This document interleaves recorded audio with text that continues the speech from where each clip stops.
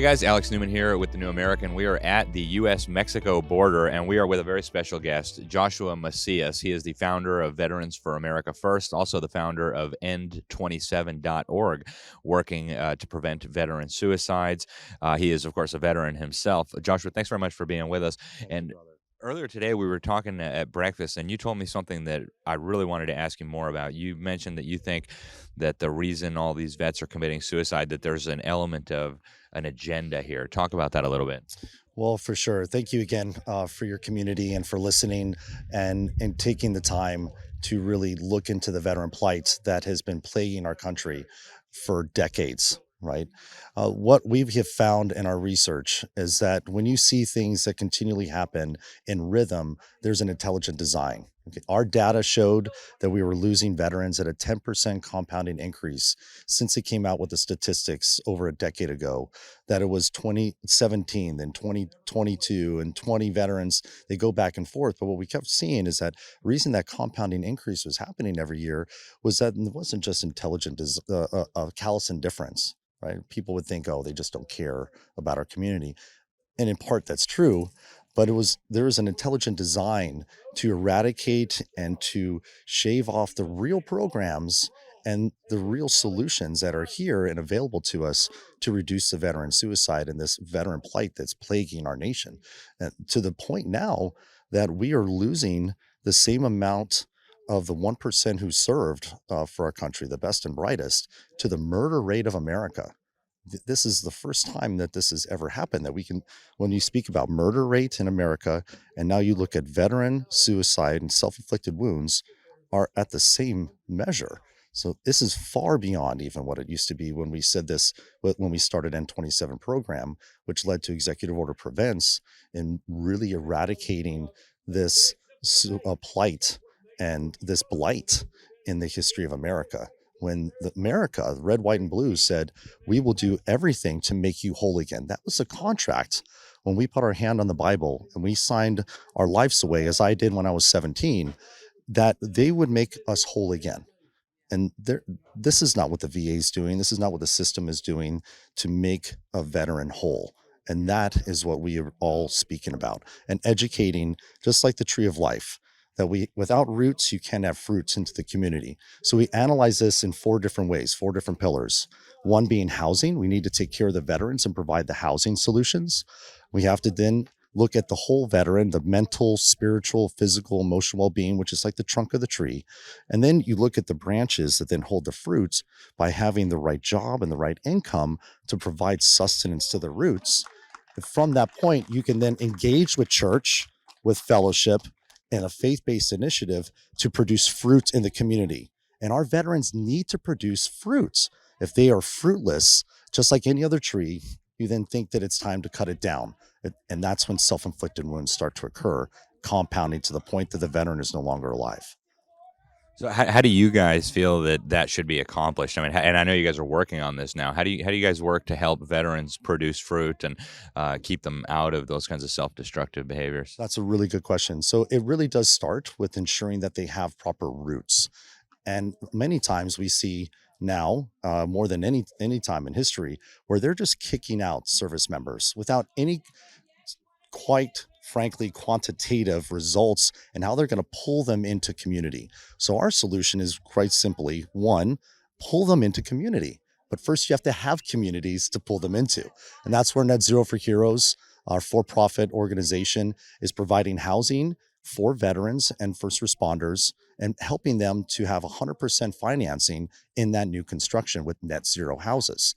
So we need to provide to them the best that we have, not dilapidated, rundown properties, but really take care of the veteran and take care of the community that wraps around them, right? So we give them proper housing. As I was saying before, in those four pillars, we provide proper housing. We also help them in transition.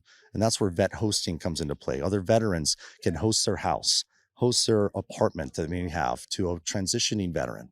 Let's get them out of the sitting in their car and sleeping in their car. Get them out of couch surfing, okay? Get them out of the hotels and help them to transition into community. And when we do that, then we can wrap around the services to help them with their mental, their spiritual, their physical well-beings, right? And there's specifically, if they're not physically capable, then we can be there to minister to them, help them with their spirit, right? And when those things are in alignment and there's real healing after 10 years, we leave institutional mindset, and all of that time is an opportunity to really heal the brokenness that has happened during carrying these scars of war that we have for some of us decades, right?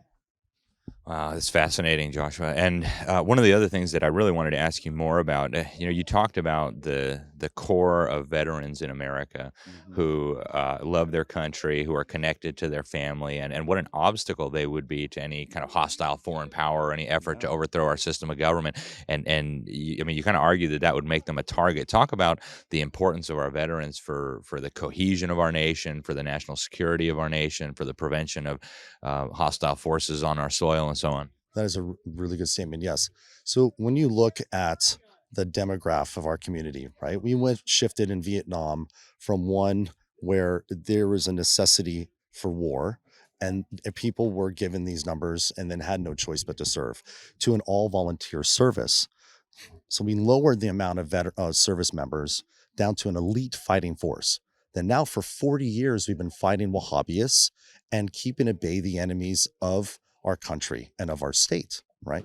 Now this community comes back after 40 years of fighting in the crucible of war, and they embody your brother, your uncle, your cousin, your best friend even, who had served, are combat warriors. Those war fighters don't stop being war fighters, but now they're on U.S. soil and they're in their own backyard. They're back home, or they're in their new soil, in the new transplanted location where they are producing fruits. And there is no way that after fighting wars overseas that they would ever allow anything to happen on their soil. So they are the ones that run to the fight, who survive the firefight. When there is an issue and there's a situation, a veteran will step up and be the first one to lead. If 7 people say, hey, we want to go this way, and a veteran who has survived a firefight says we should go this way and survive, who will you follow? You will follow the one who has been trained in the crucible of war, who is skilled and honed those skills over sometimes decades, right?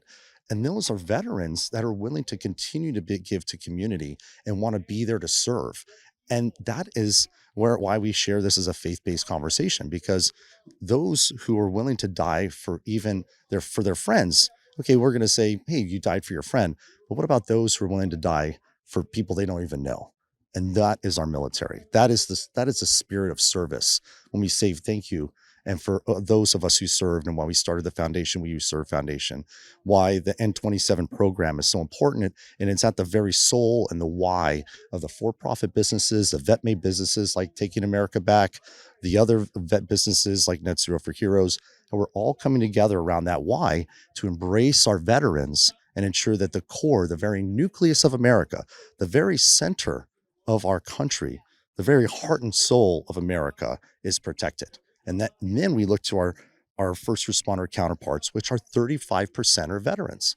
And we say, how do we partner and take care of that first responder veteran community, and then their brother and sister counterpart that they lead in the first responder law enforcement environment? Because just as much as we are losing everyday veterans, so are they in the agencies. And we know that we have the solutions that will also help that community as well.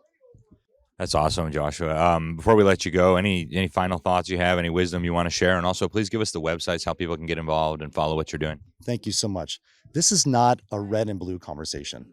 This is about America. This is a red, white, and blue concern. America made the contract with the service member. The service member is the one who carries the scars of war for everybody's freedom that's in this viewership or that viewership that is here on this soil, and for all of those that are coming into America right now. So we can continue to ensure that veterans and first responders are taken care of. And that's where at N27, we share that initiative, we share that why. And if you could please encourage your listeners and your viewers to also understand my personal plight at freejosh.us, and how we have been fighting day in and day out to ensure that our community and these issues are at the forefront of every conversation. Thank you so much. I appreciate your opinion. Thank you so much, Joshua. We appreciate it as well. God bless.